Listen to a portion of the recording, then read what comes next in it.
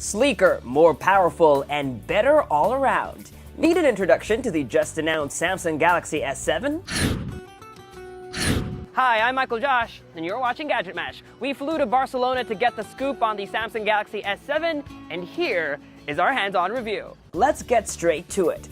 This is the Galaxy S7, and this is the Galaxy S7 Edge. Both phones measure 5.1 inches and 5.5 inches respectively. Design-wise, not much has changed since last year, but that's not surprising because the S6 redesign was well received. Instead, Samsung took what it had and made it better. The S7 is still mostly made up of glass and metal, but now has slightly more rounded corners and a slightly more squarish home button. The display has an even narrower bezel, meaning it's flushed against the sides of the phone. Button and port placements are the same, volume rocker on the left and power button on the right. Micro USB charging port, headphone jack, speaker grills, and microphone on the bottom. Notice, no USB Type-C. Moving on, up top you'll see there's a SIM card tray, but no IR blaster. But here's some good news. The SIM card tray has an extra slot for a micro SD card, meaning Samsung is bringing back that once curtailed option for expandable storage. The phone supports micro SD cards of up to 200 gigabytes. But the biggest design change can be seen and felt once you turn the phone around. The back of the S7 is now curved. Samsung is calling it 3D glass, resulting in a phone that's easier to grip and one that feels thinner than it actually is. The unsightly camera bump on the S6 has been shaved down significantly. One final design change is another returning feature, skipped on the S6. The S7 has an IP68 rating, meaning it's waterproof and dustproof. You can shower with your phone or swim up to depths of 1 meter for 30 minutes. While the S7 still has a non-removable battery, Samsung's made sure that this time around, the phone has a bigger battery, up to 3,000 mAh on the S7 and 3,600 mAh on the S7 Edge. Samsung is also improving the S6's already impressive camera.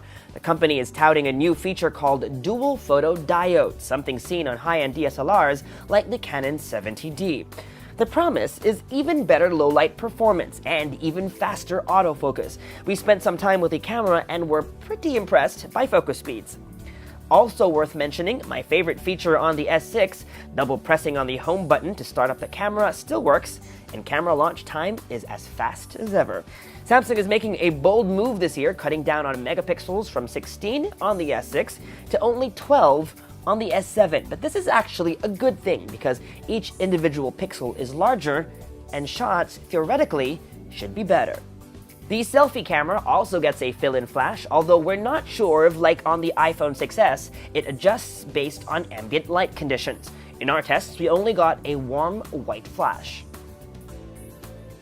Okay, so this is what the user interface of the S7 looks like. If you'll notice, it's very similar, almost identical to the user interface on the Note 5. These rounded, squarish icons are the same exact icons that shipped with the version of TouchWiz on the Note 5. If you swipe to the right from the home screen, you'll get Flipboard Briefing, although if you don't want it, you have the option to turn it off. Just press and hold on the home screen, swipe right, and then over here you can just toggle on and off.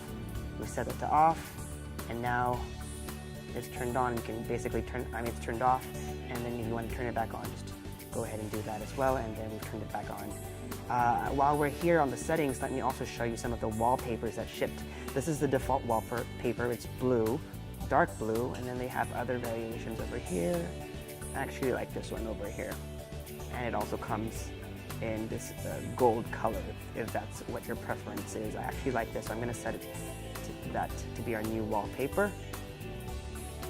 Also, while you're on settings, you can actually also change a couple of things. You can change the icon spacing. Right now we're at 4x4, but if you'd like to fit in more icons, you could definitely go to 5x5 or 4x5, whatever you please. But let me just leave it here, and maybe let me just turn back to something darker for this video. This is what the drop-down notification shade looks like. If you recall, on the S6, the design was a bit quirky, a bit fun. This one is a bit more minimalist, more held back. You'll notice shades of gray and blue, And if you look over here is a new feature of the S7, the always on display. Currently it's set to on. We can turn it off with a tap, but let's turn it back on and then just switch off the display, and you'll notice in a bit this will pop out, and this is always on the display. Samsung has actually patented or registered the use of always on, so they kind of own that trademark. It's 11:17 a.m. That's the time, that's the date. You have the battery levels over here, and if you had missed calls or incoming messages, the count would appear underneath the time over here. And like I said, it's always on the display, but it consumes very little power. Samsung says less than 1% of battery per hour. Let's go ahead and dive into the app drawer. Again, very similar, and we're actually pleased to see that there is hardly any bloatware. There are a couple of Samsung apps like S Health and S Voice, and there are built-in Google apps as well as a suite of Microsoft apps, including Word, Excel, and PowerPoint. And last, let's take a look at the settings menu. Again, very similar to the settings menu on the Note 5. You can search, for example, I was looking for storage earlier. And as you can see, this is a 32 gigabyte phone, and out of the box it has it's used about 7.82 gigs, so there's about 24.18 gigabytes available. Last thing I want to show you is the version of Android. If you go into software info, you'll find that it runs Android 6.0.1 out of the box, and that is Marshmallow.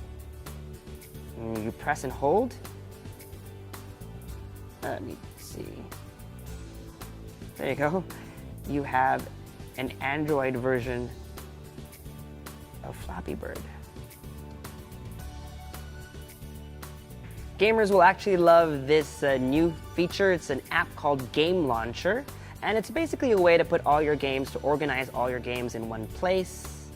You can add them this way, it'll arrange them, but it's not just about arranging your apps. What it does, it allows you to save power while you're playing your games. So you can save power or save maximum power, and basically what it does is it lowers the resolution and the frame rate to give you more game time. Another interesting feature is no alerts during the game. The last thing you want to be doing is playing Temple Run, you're about to jump and then an SMS comes in, you click no, but it's too late, you fall and die, so you can turn on no alerts during the game. And last but not the least is Game Tools. I can't show you that now because I don't have any games installed, but basically what it allows you to do is take screen grabs or even recordings of gameplay itself. If you're a YouTuber, this is a perfect tool for that. On the Galaxy S7 Edge, you'll notice that the Edge screen has been updated. Now there are 2 columns. The Edge screen just used to be over here. Now this entire thing has the Edge screen functionality, up to 10 different app icons or app shortcuts. But it's not just about app shortcuts anymore. If you swipe again, is a new feature called Tasks Edge. So it's not just summoning a specific app, but an action within an app. For example, being able to take a selfie, launching the camera and taking a selfie, or launching the messaging app and composing a message. You can go in and add other tasks. For example, launching the stopwatch from within the clock app, or for example, opening a new tab from within the browser. Right now, for now, as you can see, these are all Samsung default applications, but Samsung says they're opening up this feature to third-party developers, so soon your favorite apps may be able to give you extra functionality for Tasks Edge.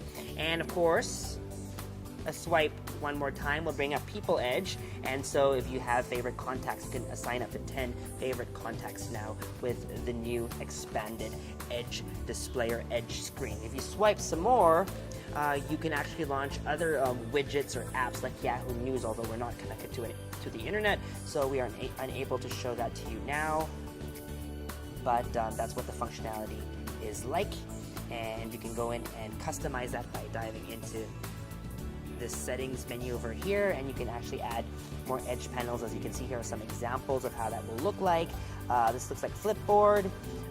Over here is a stock ticker of sorts, sports scores. You can add those in over there, and they all are provided by Yahoo Finance. And of course, you can also include the weather, but I don't think that will work because we are not connected to the internet at the moment. But those should load over here if you set it up that way. And that was our hands-on with the Samsung Galaxy S7 and S7 Edge. We've got a lot more coming from Mobile World Congress, so make sure to subscribe to our YouTube channel, like our Facebook page, and follow Gadget Match elsewhere on social media. Until next time, I'm Michael Josh. Thanks for dropping by.